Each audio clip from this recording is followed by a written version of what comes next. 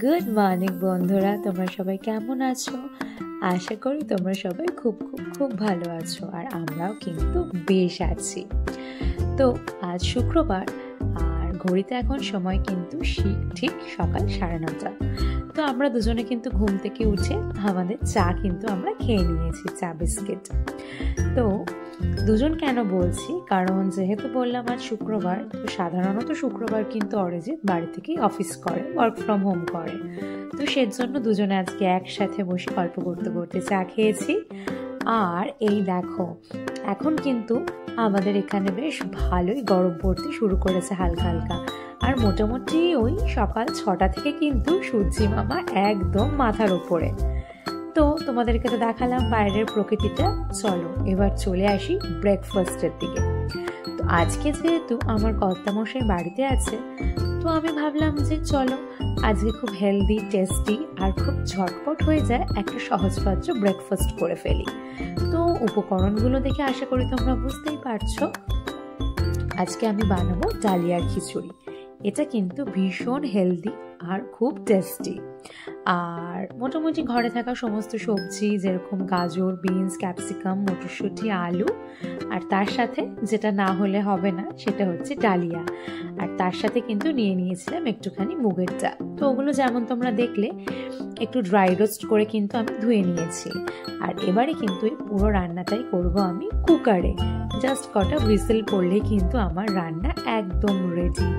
আর তোমরা দেখতে পাচ্ছ আমি কিন্তু ইউজ করেছি একদমই 1 ফোঁটা কি 2 ফোঁটা তেল, আর তার মধ্যে দিয়ে দিলাম হচ্ছে সাদা জিরে, দিয়ে কিছুক্ষণ একটু ওটা গরম হলে তারপরে কিন্তু দিয়ে দিয়েছি আমি ওই কেটে রাখা ছোট ছোট করে সবজিগুলো। আর এবার একটা কিন্তু একটু মশলা বানিয়ে নেব। আর ওই দেখো, এগুলো কিন্তু আমি অল্প একটু নুন দিয়ে ভাজা ভাজা করে ফেলেছি, যেহেতু একদমই অল্প তেল দিয়েছি না দেওয়ার মতন, তাই কিন্তু নিচ থেকে ধরে ধরে যাচ্ছে। আর ওই যেমনটা দেখালাম, মশলার মধ্যে কিন্তু দিয়ে দিয়েছিলাম একটু নুন, একটু হলুদ গুঁড়ো, জিরে গুঁড়ো, আর একটুখানি চিনি, একদমই না দেওয়ার মতন। আর তার সাথে তার সাথে এখন দিয়ে রাখছি কেটে রাখা টমেটো। আর এই দেখো, একটা কাঁচা লঙ্কা নিয়েছি, এটাকে একটু হাতেই কিন্তু আমি ভেঙে দিলাম। আর যেটা দিয়েছিলাম সেটা হচ্ছে একটু আদা গ্রেট করে দিয়ে দিয়েছিলাম। তো এবারে কিন্তু এটাকে যেমনটা তোমরা দেখছো খুব ভালো করে নাড়াচাড়া করে অল্প একটু জল দিয়ে এই যে ভিজিয়ে রাখা ডালিয়া আর মুগের ডালটা একসাথে যেটা ভেজে আমি ধুয়ে রেখেছিলাম, সেটা কিন্তু এখন এই মশলার মধ্যে দিয়ে দেব। আর দিয়ে একটু নাড়াচাড়া করে পরিমাণ মতন জল দিয়ে কিন্তু কুকারের মুখ আটকে দেওয়ার পরে কটা সিটি উঠলেই কিন্তু আমার ডালিয়ার খিচুড়ি একদম রেডি। আর এই রান্নাটা হয়তো অনেকে অনেক রকমভাবে করে, কিন্তু এটা কিন্তু আমি একদম এরমভাবে করি, ভীষণই অল্প কিছু দিয়ে।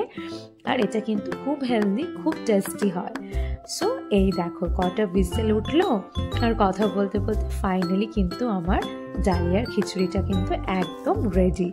তো তোমাদের দেখে মনে হচ্ছে একটু জলজ ব্যাপারটা বেশি, ওয়াটারি ব্যাপারটা। আসলে ডালিয়া এমন একটা জিনিস, একটুক্ষণ বাইরে থাকলে কিন্তু খুব তাড়াতাড়ি ব্যাপারটা জমাট বেঁধে যায়। তো যাই হোক, চলো দুজনের জন্য কিন্তু ছোট ছোট বাটিতে নিয়ে নিয়েছি, আর দুজনে কিন্তু আজকে ব্রেকফাস্টটা একসাথেই করে নিলাম।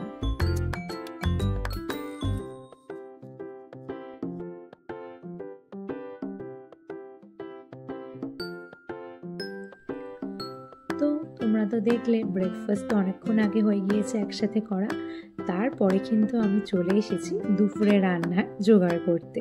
ওদিকে যেমনটা দেখছো মাছ ভাজা, আর এর সাথে মাছের যে ঝোল করব তার জন্য কিন্তু এদিকে আলু, পেঁয়াজ, টমেটো কেটে নিয়েছি। তো চলো ঝটপট করে ঝোলটা বসিয়ে দিই। ওদিকে তো যেমন তোমরা দেখছিলে মাছগুলো কিন্তু প্রায় ভাজা হয়ে গিয়েছে।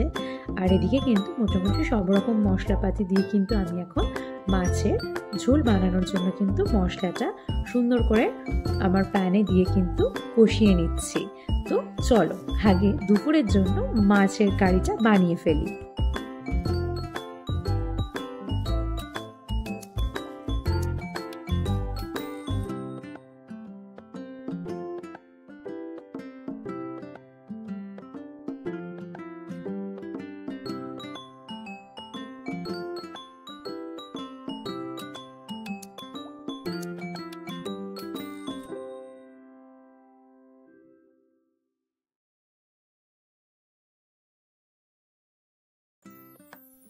তোমরা তো লাস্ট দেখলে তখন আমার মাছের ঝোল ফুটছিল, তারপরে কিন্তু অনেকগুলো কাজও আমি করে ফেলেছি, আর আমার কিন্তু লাঞ্চ একদম রেডিও হয়ে গিয়েছে।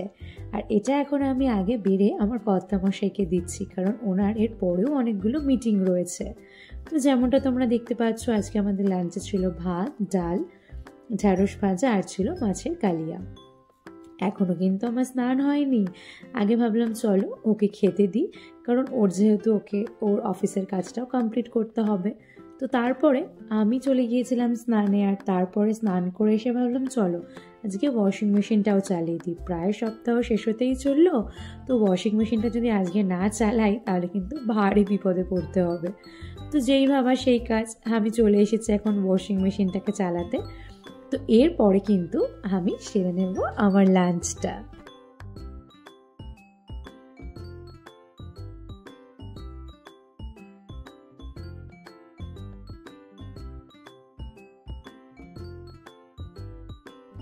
সো গুড ইভিনিং বন্ধুরা। যদিও বা বাইরের দৃশ্য দেখে কিন্তু ইভিনিং না আফটারনুন কেউ ধরতে পারবে না।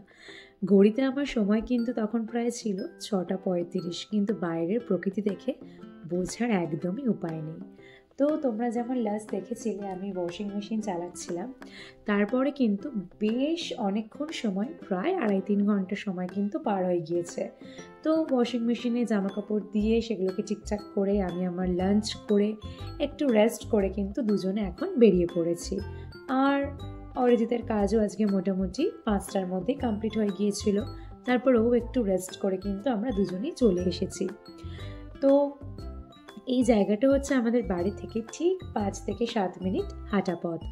এটা হচ্ছে একটা গ্রাউন্ড, এটার নাম হচ্ছে আলেকজান্ডার পার্ক। তো এই পার্কটা এতটাই বড়, এতটাই সুন্দর যে এখানে এলে কিন্তু সত্যি কথা সারা দিনের ক্লান্তি এক নিমিষের মধ্যেই কিন্তু উধাও হয়ে যায়। তো তাই অরিজিৎ তো এখানে মাঝে মধ্যেই আসে। ওর আসার কারণ হচ্ছে যেহেতু আমরা যেখানে থাকি আমাদের সাথে আশেপাশে প্রচুর ওর অফিসের বন্ধুরাও থাকে, তো ওনারাও এখানে আসেন। তো অরিজিৎও আসে। তো অরিজিৎরা তো মেন আসে এখানে ওদের খেলাধুলা করার জন্য, আর আমিও আসি ওর সাথে মাঝে মধ্যে, কারণ ওই যে অফিসের যারা থাকে তারা কিন্তু মাঝে মধ্যে তাদের ফ্যামিলি, তাদের বেবি, তাদেরকে নিয়েও আসে। তো আমিও যদি আসি তাদের সাথে কখনো দেখা হয়ে গেলে আমারও কিন্তু সময়টা বেশ ভালোভাবেই কাটে। আর শুধু তাই নয়, এই গ্রাউন্ডটা এত ভালো লাগে যে যখনই সময় পাই আমি বলি চলো একটু ঘুরেই আসা যাক না কেন। তো যেমনটা বলছিলাম, এই দেখো কত লোক এখানে বিকেলবেলা মর্নিং ওয়াক বলে ইভিনিং ওয়াক বলে সবাই কিন্তু করতে আসে। আর এই গ্রাউন্ডটা এতটাই বড় যে এই ছোট ভিডিওর মধ্যে কিন্তু পুরো গ্রাউন্ডের ভিডিও তুলে ধরা একদমই সম্ভব না। এই দেখো এখানে আবার কিছু গ্রুপের ইয়াং জেনারেশন, তারা কিন্তু কেউ বাস্কেটবল, ভলিবল, আর এই সাইডের পোর্শনে এই দেখো যেমনটা বলছিলাম অরিজিৎরা কিন্তু ওদের ম্যাচ শুরু করে দিয়েছে। সারাদিন ওরাও যেহেতু কাজের মধ্যে থাকে, তো এই একটু বিকেলবেলা করে, যদিও বা রোজ সম্ভব হয় না, তো ওরা চেষ্টা করে মোটামুটি উইকেন্ডসগুলোতে একটু 1-1.5 ঘন্টা করে এসে এরকম খেলাধুলা করার। তো এটা করলে কিন্তু খেলাধুলা করলে অবশ্যই শরীর মন উভয়ই ভালো থাকে, তাই কিনা বলো? তো ওরা তো এখানে খেলছে, আর তখনও অবধি যদিও বা কিন্তু ওদের কোনো অফিস ক্যালেগরি ফ্যামিলি আজকে আসেনি, কারণ আজকে বাইরে আলো থাকলেও প্রচণ্ড ঠান্ডা হাওয়া দিচ্ছিল। তাই ভাবলাম চলো আমি একটু নিজে একটু হেঁটে হেঁটে ঘুরি। তো একা একা দাঁড়িয়ে থেকে কি করব, ওরা খেলছে খেলুক, তো চলো একটু হাঁটা যাক।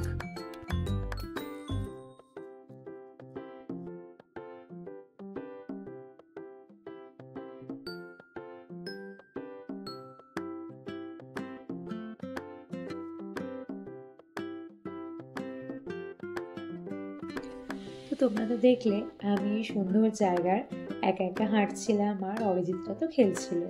তো ইতিমধ্যেই কিন্তু ওনাদেরই একজনের ওয়াইফ এবং তার বেবি এসেছে। আর এই দেখো সেই পুচকু সোনাটাকেও তোমাদের সাথে একটু দেখাই। ওর কিন্তু এখন সবে 1 বছর কমপ্লিট হয়েছে, আর ও কিন্তু ভীষণ দুষ্টু। ওই দেখো ও বুঝতে পারছে যে ওর ভিডিও বা কেউ ফটো তুলছে, আর ও কিন্তু এখন আস্তে আস্তে ধরে ধরে একটুখানি হাঁটে, হামা টানে, আবার পড়ে যায়। তো এই ফেসটা কিন্তু বাচ্চাদের ভীষণ ভালো লাগে, তাই না? এই দেখো ও সমানে কিন্তু আমার ক্যামেরার দিকে এগিয়ে আসছে। তো যাই হোক, সমস্ত রকম আনন্দ ফুর্তি করে বাড়ি চলে এসেছি। তো বাড়িতে এসে কিন্তু অরিজিতের হুকুম, ওকে নাকি চা করে দিতে হবে। তো আমি বললাম চলো, চা তো করবই, শুধু কি চা, চায়ের সাথে কিন্তু টাটাও করতে হবে। তো চা মানে ওই দেখো মেখে ফেলেছি মুড়ি।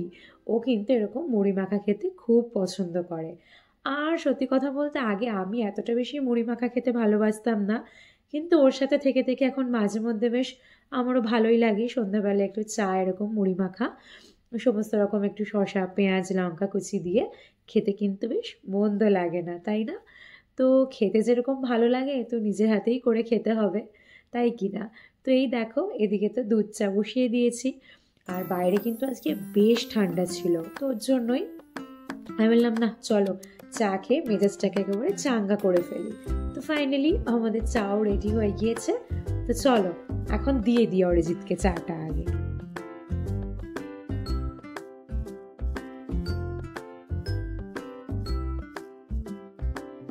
অরিজিৎকে তো ওর ফেভারিট দিয়েই দিয়েছি চা মুড়ি, আর তার সাথে কিন্তু আমি নিজের জন্য নিয়ে নিয়েছিলাম কয়েকটা ফিশ ফিঙ্গার ফ্রাই। এগুলো খেতে কিন্তু বেশ সুন্দর লাগে, খুব ভালো লাগে। আর এই দেখো বন্ধুরা, সকালে ঠিক যেখান থেকে শুরু করেছিলাম ভিডিওটা তোমাদের সাথে, তো আমি ভাবলাম চলো শেষের সময় তোমাদের বাইরের প্রকৃতিটা একটু দেখিয়ে দিই। তো এখন ঠিক রাত কটা বাজে এটা কিন্তু হঠাৎ করে কাউকে প্রশ্ন করলে সে কিন্তু একদম উত্তর দিতে পারবে না, খুব স্বাভাবিক এটা। আর এখন কিন্তু ঘড়িতে সময় হয়ে গিয়েছে, দাঁড়াও তোমাদেরকে একদম প্রমাণ সমেত দেখিয়ে দিই। এই দেখো এখন বাজে ঘড়িতে ঠিক 9:35, কিন্তু বাইরের দৃশ্য দেখলে কেউই সেটা বুঝতে পারবে না। তো যাই হোক, আজকে আমার ভিডিও কিন্তু এইটুকুনিই থাকলো। যদি আমার ভিডিও তোমাদের ভালো লেগে থাকে তাহলে কিন্তু অবশ্যই like, comment, share and subscribe করে দিও। আর ফেসবুকেও আমার এই চ্যানেলটি আছে সেম নামে, বং কাপল ইন ইউকে। যারা ফেসবুক থেকে আমার এই ভিডিওটা তোমরা দেখবে তারা কিন্তু অবশ্যই আমার চ্যানেলটাকে ফলো করে দিও। তো আজকের জন্য টাটা।